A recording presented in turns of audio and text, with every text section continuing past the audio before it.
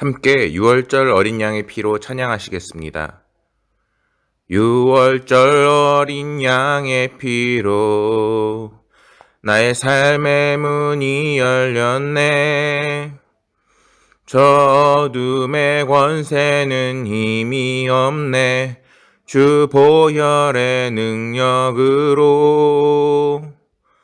원수가 날 정죄할 때에도 난 의롭게 설 수 있네. 난 더 이상 정죄함 없네. 난 주 보혈 아래 있네. 난 주 보혈 아래 있네. 그 피로 내 죄 사했네. 하나님의 긍휼 날 거룩해 하시었네. 난 주 보혈 아래 있네. 난 원수의 어떠한 공격에도 더 이상 넘어지지 않네. 난 주 보혈 아래 있네. 난 주 보혈 아래 있네. 난 원수의 어떠한 공격에도 더 이상 넘어지지 않네. 난 주 보혈 아래 있네.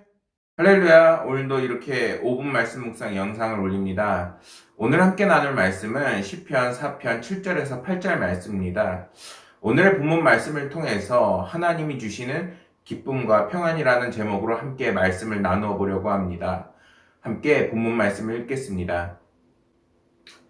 주께서 내 마음에 두신 기쁨은 그들의 곡식과 새 포도주가 풍성할 때보다 더하니이다. 내가 평안히 눕고 자기도 하리니 나를 안전히 살게 하시는 이는 오직 여호와이시니이다. 아멘.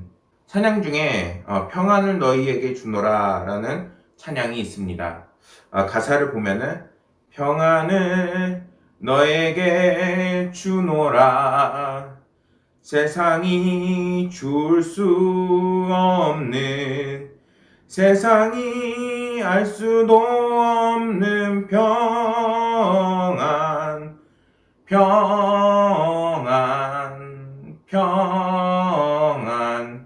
평안을 내게 주노라.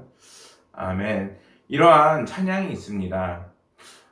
오늘날 하나님의 평안이 너무나도 필요하고 그리고 웃을 일이 없고 기쁨이 없는 이 세상 속에서 하나님이 주시는 그 기쁨이 간절한 시대가 아닌가 생각을 해보게 됩니다. 오늘 말씀에서 다윗은 너무나도 놀라운 고백을 해요. 주께서 내 마음에 두신 기쁨은 저희 곡식과 새 포도주가 풍성할 때보다 더하니이다. 아멘. 다윗은 전혀 기뻐할 수 있는 상황이 아니에요. 왜냐면은 압살롬의 군대에 의해서 자신이 믿던 신하들과 자신의 아들로부터 쫓겨서 왕궁에서 쫓겨난 상황이었으니까요. 통곡을 해도 부족한 상황에서 시편 4편의 말씀은 지금 오늘 우리에게 너무나도 기쁨이 되고 하나님이 주시는 그 평안이 우리에게 있다라고 분명히 말씀을 합니다. 7절 말씀에서 그 기쁨이 얼마나 컸던지 다윗은 추수할 때나 그리고 그때 느낄 곡식과 새 포도주가 풍성할 때보다 그 기쁨이 더하다라고 고백을 합니다. 우리가 1년 농사를 짓고 또 뭔가 월급을 받는다거나 아니면 결과물을 얻을 때 얼마나 기뻐요. 막 행복해서 이것이 정말 함부로 손에 쥐어지지 않고 너무나도 풍족해서 그 마음이 너무나도 따뜻해질 때가 있습니다. 오늘날 코로나 바이러스와 너무나도 어려운 이 경제적인 상황, 어려운 상황 속에서 우리는 이러한 따뜻함이나 평안함 그리고 안락함을 느끼지 못하고 있어요. 또 그것이 언제 또 찾아올지 너무나도 막막한 상황이죠. 다윗은 그거보다 더한 상황, 목숨이 위태롭고 언제나 적이 나를 노릴 수 있는 상황에서 주님, 나를 건져주소서 라고 고백도 하지만 이러한 하나님의 그 크신 기쁨이 자신에게 있다라고 고백을 합니다.